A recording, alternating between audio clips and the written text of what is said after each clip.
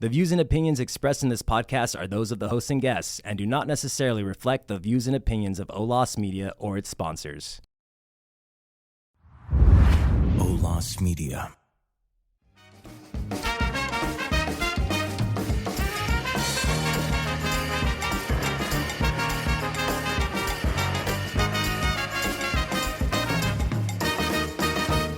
This is Cannabis Enlightened with Dr. Leroy. Hey, everybody. Welcome again to Cannabis Enlightened. This is your host, Dr. Leroy. And I am so happy to be with you again at Cannabis Enlightened. Man, this show really gets me jazzed up and excited. And even more so because of the guest that I have today. I can't wait to get into it. But as usual, our podcast is sponsored by Brianna Ash. And, sometimes when I'm out in the community, I hear people talk about the fact that they visited Brianna Ash for the first time and they're so happy they did. And I tell them, yes, and tell your friends to visit Brianna Ash. But I do have a very, very nice and a very beautiful guest with me today, Brianna Ash. And Brianna is new to San Diego. She's going to tell you where she's from in a few minutes, but she's new to San Diego. And she's in the cannabis industry in a different way that we're going to also talk about. So without any further ado, Brianna Ash, welcome to Cannabis Enlightened. Thank you, doctor. I am so glad to be here. I'm very, very blessed. Thank you for inviting me to your platform. Well, you're certainly welcome. And I got to tell you, before she gets going, she's got this smile here that will break down a brick wall. I mean, she's really got this smile going on here. So whatever she wants, I'm at the position now, whatever she wants, I'm going to give her. Okay? Yeah. Yes. Okay. So, Brianna, last time we talked, we were talking about products that the customer deserve, the best representation of products. Correct. But this time what I'd like to talk about is something that a lot of people don't hear a lot about. And I don't know if they really think it's significant, and that's branding. Correct. Branding. How important branding is. Yes. But maybe I'm going to have you put that like on the side or in the back of your mind. And I want to talk a little bit about the kind of work that you've done in the cannabis industry over the last few years. Yes. So it started off when I became a new mom. I decided to create a brand called Blazin with Bri, which was a brand dedicated to breaking the stigma surrounding cannabis consumption with mothers. Mm-hmm. I feel like when you become a mom, people think that your cannabis consumption should just stop. But nobody, thinks twice about being called a wine mom or anything like that. So I just wanted to build a platform for that because I knew so many moms who did consume but felt like they had to be shamed of it or hide it. Mm-hmm. I'm just like, no, we shouldn't have to do that. So I started that, doing content creation. My platform started to grow. So then cannabis brands started to reach out to me to do some influencer work, promote their product, try out some things. Mm-hmm. And that's what landed me my first marketing job in the industry, doing digital marketing. So specializing in social media, content creation, graphic designing, field marketing. So doing the events and the photo shoots and being interactive with the community. And I was just doing so much. It's like it grew overnight. It's like I turned from just building something out of, having fun to a serious career. And it wasn't until I entered this industry officially that I realized okay, this is what I'm supposed to be doing. And where did you come from? So I was in the Phoenix, Arizona market. Phoenix? Yes. Pretty hot there? Pretty hot. Had to get out of there. Unbearably hot. Okay. And you mentioned you're a new mom. Yes. So new mom to a little girl? A little boy. He just turned 3 a couple days ago, actually. 3. So. And I got to tell you, ladies and gentlemen, you can't see what I see naturally because this is a podcast. But when she talked about her child, she just kind of melted, My baby. Oh, I miss him. You miss him and you just left him. I a little know, bit ago. literally. It's like you beg for a break, right? A little 5-10 minute break. As soon as I'm gone, I'm like, no, actually, I want to be with him all the time. So how do you handle the being a mom and consuming? How does that work? I would definitely say when I became a mom, that's when I changed my intention surrounding my cannabis consumption. I would definitely say before it was more of an oral fixation, just smoking because I could, you know. It was just there. But now I'm like, okay, when I'm consuming, what do I want to achieve? You know, am I tired today because I'm stayed up late with my baby, but now he needs me, you know, to be energized this morning to play with him and do the things? Okay, well, I need to make sure I'm finding a strain specific for that. You know, I don't want to be even more lazy or just kind of like groggy if he needs me to be active with him, you know, or on the flip side, like maybe I'm trying to wind down after, you know, a long day with my baby. He's finally asleep. Now I just want to get some good rest. Okay, well, I need to find a specific strain for that. So it's like now I'm thinking deeper about which products I buy and, you know, what result I want from that consumption. So I think becoming a mom really put that in perspective for me. So, okay. And you, like a lot of us, have to determine how much you take to get to the point that you need to be at. Correct. And that's something that a lot of listeners, a lot of people have a little problem with. What kind of advice would you give them? Start low, go slow. Every time. Because you never know. You can be consuming cannabis for years and you might come across a strain one day that just doesn't give you that, you know, desired effect that you want. So I just feel like always when you're trying new things or you're trying to push the tolerance a bit more, just really start slow. As low as you can and just work your way up gradually, waiting about 10 minutes, you know, microdosing. Right. I say microdosing is key, especially with edibles, because I feel like edible high can surprise you and come out of nowhere. So I feel like just waiting in between and just measuring it out, you have better luck with that. Right. A lot of people like to compare cannabis to, and you mentioned a little bit ago about, you know, wine. They like to compare cannabis to wine or cannabis to alcohol. What kind of advice would you give folks with respect to that? Well, I just feel like it is a plant, but there are, you know, what's the word I'm looking for? You still have to be just safe and careful. Right. Even though it's plant, it's natural, it doesn't still react well with everyone's body. So I feel like people, especially if they're new to cannabis, you definitely really just want to start off low, or maybe even starting off with just CBD and seeing how that works, and then maybe gradually moving to the THC route.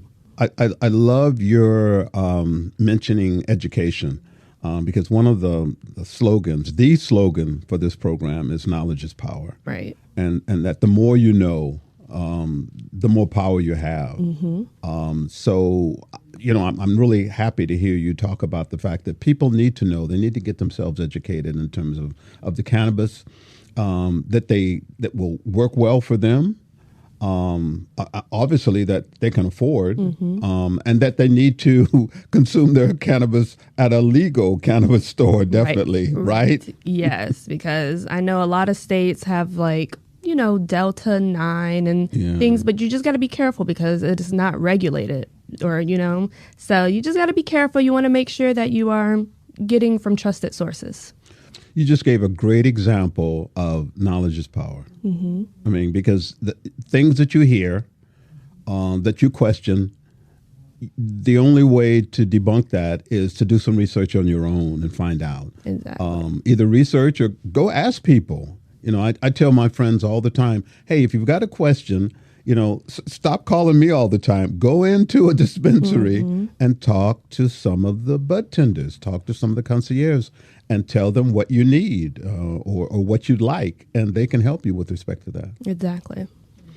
So, you know, to follow up on your branding yourself, one of the things that I've done in my life, and I don't know if we've talked about this, but I did teach the business of cannabis for about 4 or 5 years.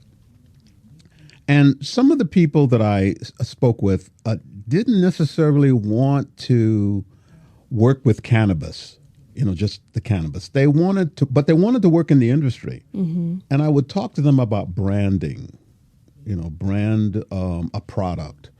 You branded yourself. What other types of things would you consider a person branding that would be a good idea?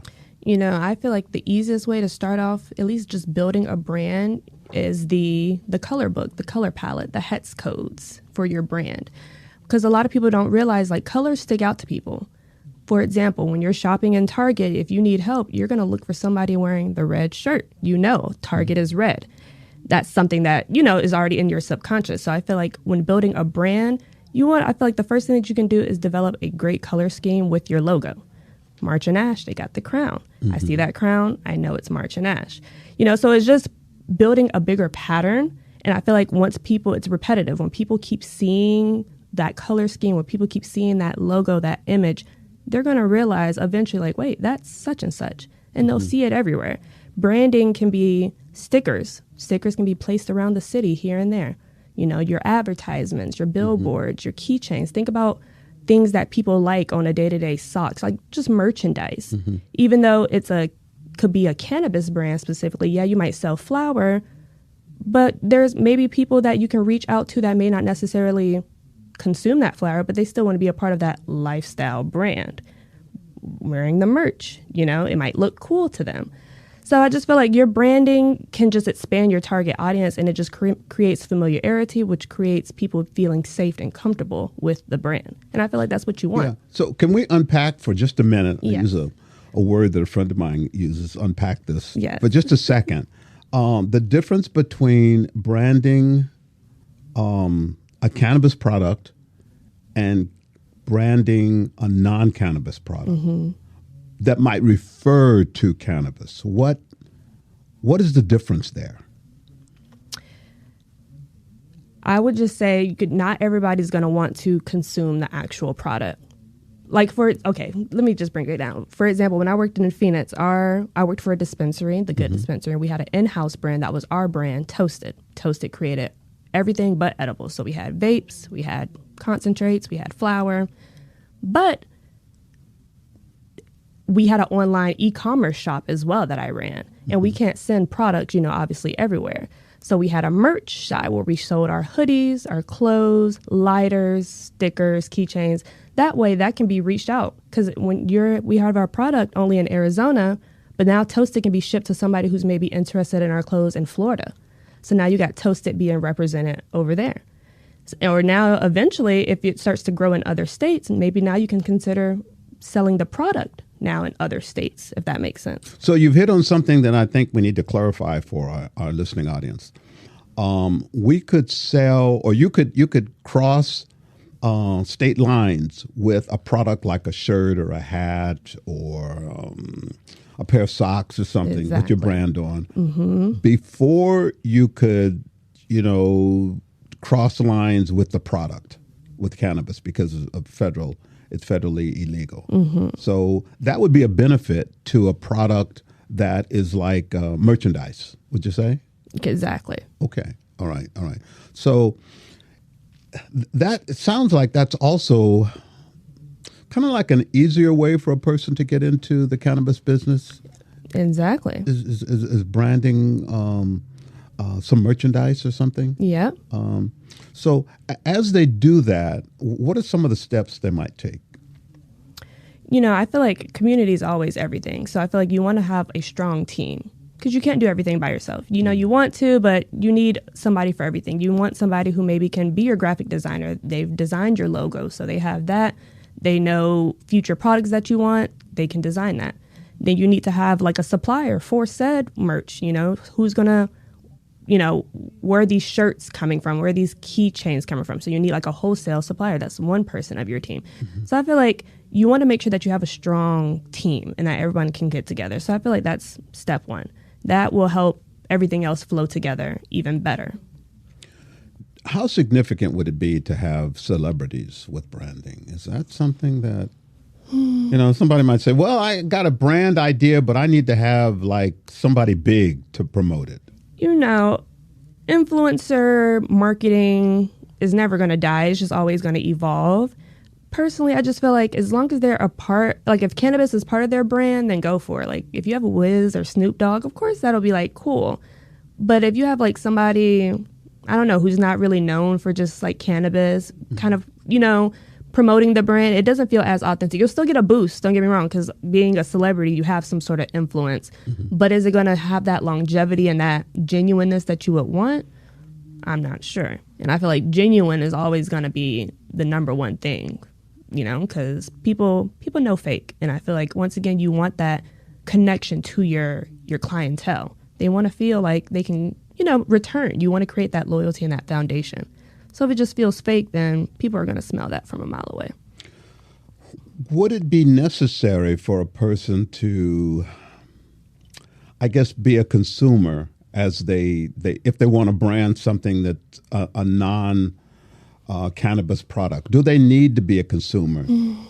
It's so funny because I just have mixed feelings on this, because I know there's people in the industry that don't consume, and I get it, but I also don't. Oh, okay. I also don't. I don't know. I feel like they'll never be 100% on like know everything. They could be very knowledgeable and smart, but I feel like you still won't get that whole entire picture unless you're a part of it. Like if you, I don't know, or I guess it's just subject to change. I won't say that. I won't say they have to necessarily be a consumer, but I will say it has to have had impact their life in some way. I feel like, you know?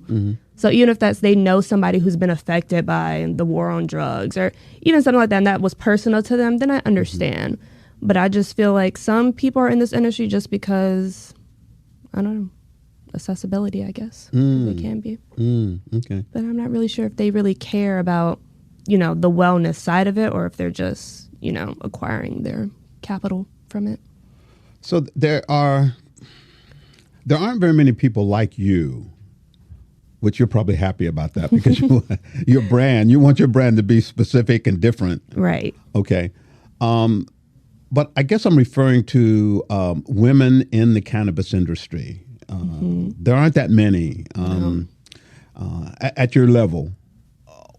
What's some advice that you would give to ladies that want to get into the cannabis industry, trying to figure out how to do it? Because they go in and they see a lot of men, so they're thinking, oh, man, this is not for me. Yeah. What would you tell them? You know, this industry is very tailored toward men, but I feel like that's why it's up to us for us to just be loud and proud about what it is that we do. So whether that's starting to create content or starting to go to events, you know, find women in your community, find like-minded, you know, girlies in your neighborhood. You can start small. Maybe it can just be a group of young women just going to the park and having a cute little session, wanting to journal every, you know, week, and y'all brainstorm something big. I just feel like it always starts with the community. Don't ever think that you are alone, because you're not. There's a lot of women in this industry, and we're just trying to all uplift one another. And I would say, like, the women in this community, from Florida to Arizona to now being out here in California, they have been very welcoming. And I feel like that is what's most important, just unity, knowing that we're not competing, we're all want the same things, and it's great. And I feel like there's more and more of us emerging in this industry every day, which is really exciting. Was your beginning in the industry a result of you branding yourself, or had you been in the industry before then? No, I was not in the industry. It was literally a result. My dispensary that I worked in, they found me. They told me to come in one day, and they offered me a job. I didn't even have to apply or anything, but it was my dream job. I never knew I was a marketer, you know, the formal term for it. I always knew I had influence. I always knew I had a large following. And now it's just gotten me to where I am today. So now I know, like, okay, this is what I'm supposed to be doing, marketing in the cannabis industry. Were you big in social media? I was, Because I hear that word. I hear the social media and the influencer. I hear those together. Yes. Is that the way it's supposed to be, or is that something that just happened?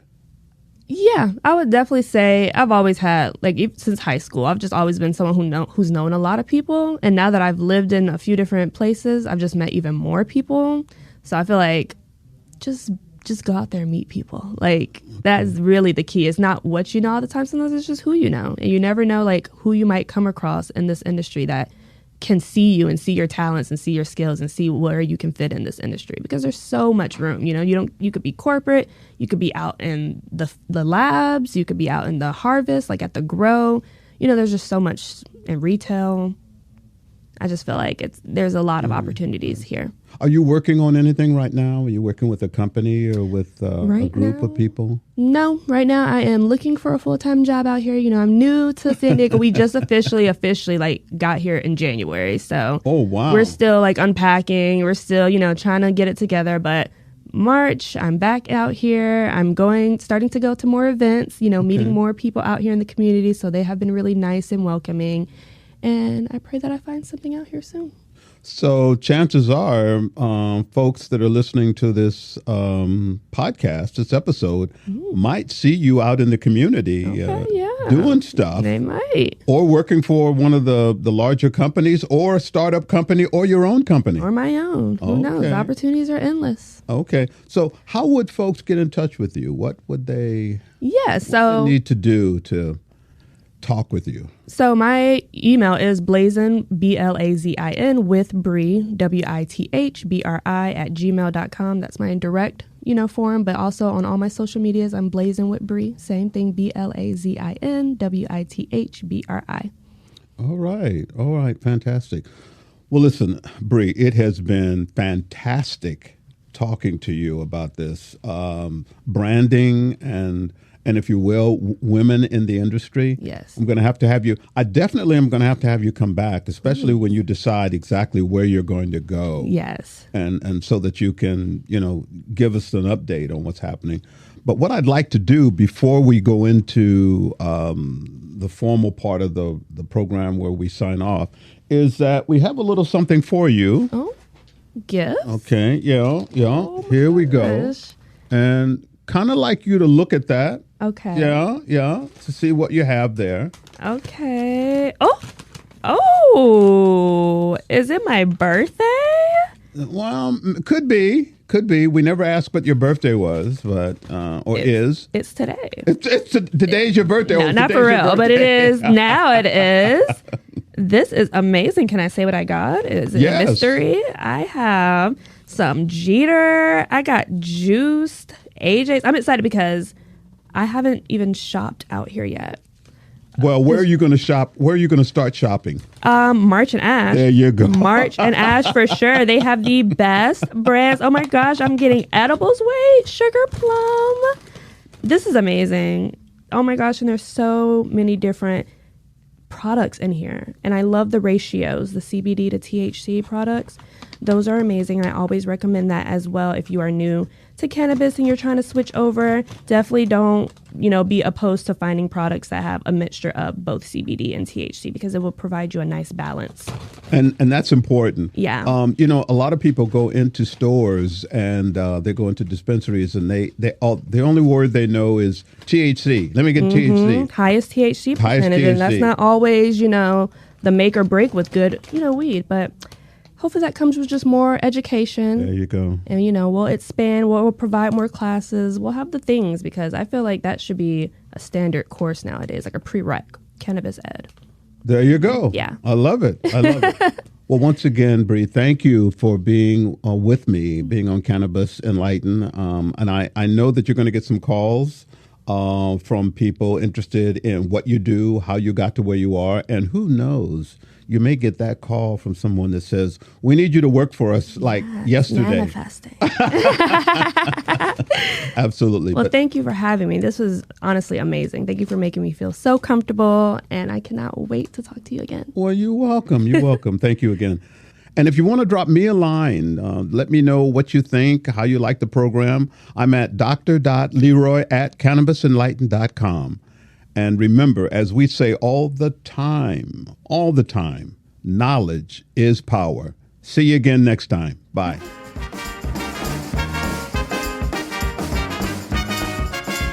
Thanks for listening to Cannabis Enlightened. Be sure to follow and subscribe whenever you listen to your podcasts. To read the blog associated with this episode, visit olasmedia.com. This episode was produced in studios located in San Diego, California and Tijuana, Baja California. Creative director Ulises Breton. Sound engineer Alan Glespar. Producer Lena Alvarez. Serving as executive producer and co-founder is JC Polk, and Chad Peace is president and co-founder. Olas Media is an IVC media company. Media.